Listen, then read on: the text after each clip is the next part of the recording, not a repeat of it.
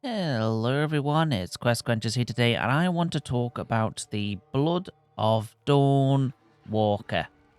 Now, this looks actually really impressive so far. I've watched the trailer, and I've also watched sort of the world building aspect of the sort of the game. They released a video that gives you a little bit more insight into the world, and I just want to consolidate that video into a few minutes, basically. So, by the sounds of it, we are following a character that has been transformed into a vampire, but there is sort of an issue with him. So, basically, he was a miner and he sort of got, I think it's silver blood poisoning or something like that. So, when he was transformed into a vampire, or, the act was sort of done on him, he couldn't fully transform into a vampire and became something sort of unique. So, by the sound of it, a Dawnwalker. So it sounds like he can walk in the day and the night. So this character's called, I think it's called Cohen. Cohen, kind of name. Uh, and he basically like a swordsman. He can fight in the day as a human being. So in the day, he's basically human. He can be killed by other humans and all that stuff and monsters if they're allowed in the day. By the looks of it, they are. There are monsters in the day. And at night, he gets some gets some vampire sort of abilities, and he can, attack monsters that are worse and, and get more powerful and stuff like that. And then by the sounds of it, there's also sort of some dark magic kind of thing you can investigate and use potentially. Maybe I think that's what it sounds like, but I'm not too sure. And I think basically the aim of the game is to uh, save your family from these vampire lords that have taken over this valley. So yeah, it sounds very interesting. It sounds like there's a bunch of different world building sort of aspects. So there's different factions of vampires that have vampire lords and stuff, and they probably are all kind of different. There's different, by the sounds of it, like races in this game, and they all have their different cultures or their different types of people that have their different type of culture, and it's like a big a big old kind of like cooking pot. It all has different kind of flavors and stuff, and they all contrast against each other and stuff like that. So it sounds like there's a big mixture here for like a narrative kind of kind of like exploring kind of thing. So there's plenty of them, there's plenty of things to talk about and to witness in this game. And by the sounds of it, it's not your regular sort of RPG. It's as well, meaning like quests. Like there's just like quests and quests and quests. It's not the main missions, not side missions. It's just quest after quest after quest kind of thing. So by the sounds of it, the character has to save his family, and he's got 30 days and nights to do it. So yeah, it sounds like it's like a timed thing, but apparently from what I've heard, it's like, oh, it's time only moves forward when you complete quests kind of thing. So that's interesting. So yeah, completing quests makes the time move forward, and you only have a certain amount of time to save everyone, basically.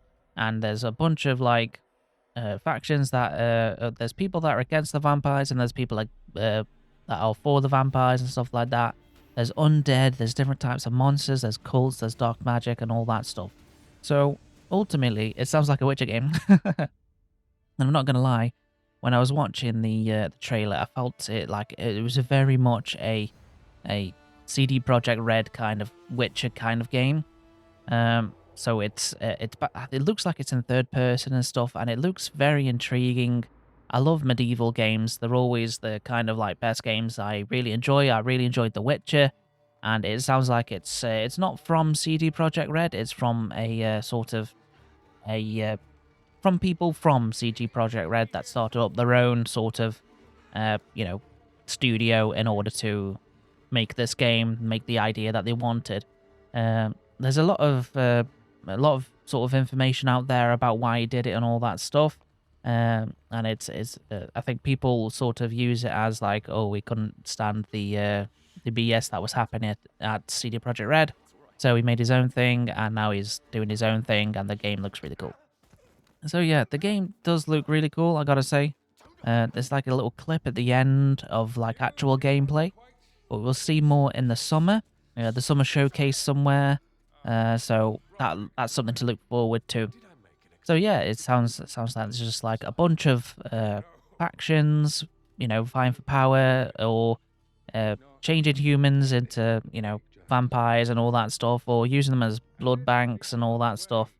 So it's like there's different types of, like, what they said was like black mass, where they feed new vampires, or they punish like criminals and all that stuff.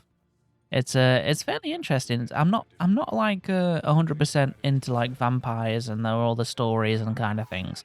But from what they've sort of generated and stuff like that, it's sounding quite interesting, really. I do recommend you go and watch the sort of video to go in a little bit more depth. Well, that's more or less what they say. I've covered it basically. So yeah, there's like a vampire lord who came to a sort of vampire gang who came and killed to this village and killed all the lords and kings and whatever of this place. It's like a big mountainous area with a big like valley and stuff like that. And there must have been a lot of lords and people, and they sort of took over, and now they're sort of transforming this place into like their own kingdom and stuff like that. So there's different and we see like a lot of, we see the vampire lords. I'm gonna call them lords. In the trailer, they're probably like the respective faction and all that stuff, because I think the game takes place 2 years after the fact. That Conan has been, the main character sort of in that, in the trailer, has been turned into a vampire. But like I said earlier, there's an issue because of his mining experience. So by the sounds of it, there's like undead, like skeletons and stuff like that. Undead, like normal undead, like fleshy, and stuff like that. And it's sounding like there's a lot of magic and a lot of insight, kind of thing like that in the valley. And it really sounds cool. I imagine there's going to be a bunch of locations you can visit, dungeons you can clear, quests and people to meet, characters to meet. And it does generally sound really interesting, like what this vampire run place is. And apparently this place is separate from like other, from the other countries and stuff.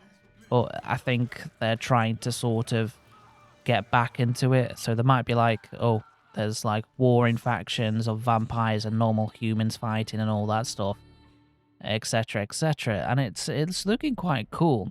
I do wonder, like, can only vampires come out in day? Because at night, because our character can go out in day. So are they human in day if they are exposed to sunlight, or do they burn like normal vampires and stuff? Like, what they're gonna do with the sort of the vampiric kind of lore and stuff, or they're just like, they're just like normal vampires, but they all have a unique kind of thing. So there's like blood magic, there's enhanced strength, there's healing abilities and all that stuff with their blood.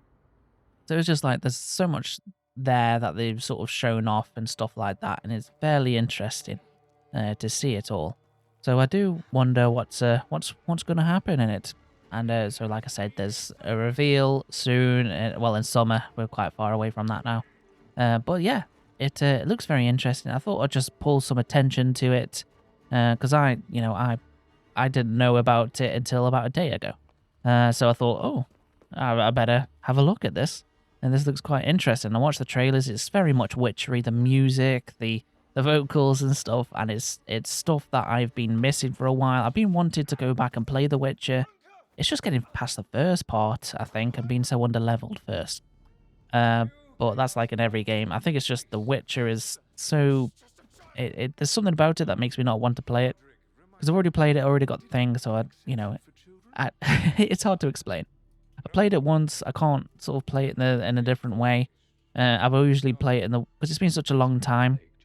I'll probably play it the same way that I played it the last time I played it all, so it's like, it's not really a new sort of thing. I'm just treading old ground and kind of thing. So it's just like, I don't want to play it because of that.